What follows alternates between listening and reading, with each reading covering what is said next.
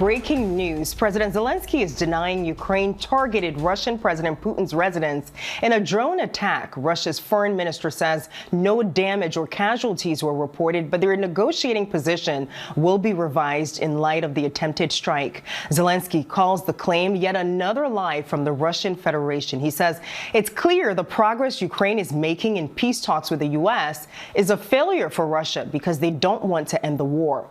To discuss this further, let's bring in foreign correspondent Maggie Rulli and ABC News national security and defense analyst Mick Mulroy. Guys, thank you so much for joining me. Maggie, I just want to start with you here. Russia's foreign minister made this claim on Telegram just as President Trump was speaking with Putin on the phone. So what more can you tell us about this? Well, yeah, Faith, as you mentioned, Russia is now threatening to revise their negotiating position. But Zelenskyy was quick to fire back. He calls that accusation a lie that Russia is using to prepare the ground for further escalations and to launch new strikes against Ukraine. Now, for their part, Russia has said that they are not pulling out of the negotiations. And in just the last few hours, the White House press secretary has confirmed that Trump and Putin spoke again this morning. That's their second call in just 2 days, Faith.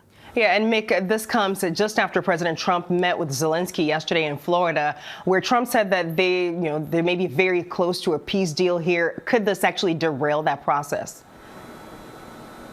Well, Faith, it looks like an attempt to do so by fabricating an attack on President Putin's residence. There is, as the Russians said, it wasn't actually struck. They're just claiming they shot down all these drones. So there's no evidence to that.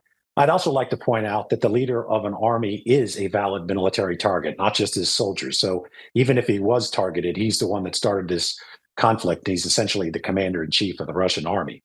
But I do think this is what President Zelenskyy said, a fabrication, because they've been put into a box because it looks like the United States and Ukraine have come to an agreement on what this peace proposal should look like.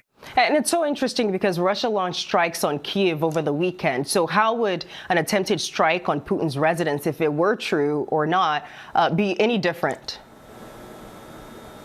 Exactly. Russia has been deliberately targeting civilians, including children, throughout this entire war. The fact that he's upset that his house was attacked, I think the international community should care less, to be frank. But I do think this is more about their concern that the United States and Ukraine are getting closer and closer to alignment when it comes to what this proposal should look like, and the fact that we should enter into a ceasefire to be able to begin negotiations in earnest. They don't like that, and I think they just use this without any evidence that it happened, because it didn't actually happen, as an excuse to do so.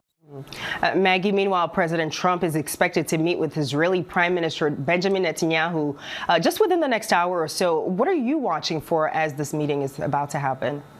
Yeah, well, one thing we'll all be watching is any ceasefire talks when it comes to brokering that ceasefire in Gaza right now, especially talks between the two leaders that could really lead to the peace plan pushing forward into phase 2. Now, you might remember a little over a week ago, Special Envoy to the Middle East Steve Witkoff confirmed that the U.S. met with officials from Egypt, Qatar, and Turkey in Miami to discuss the Gaza peace plan.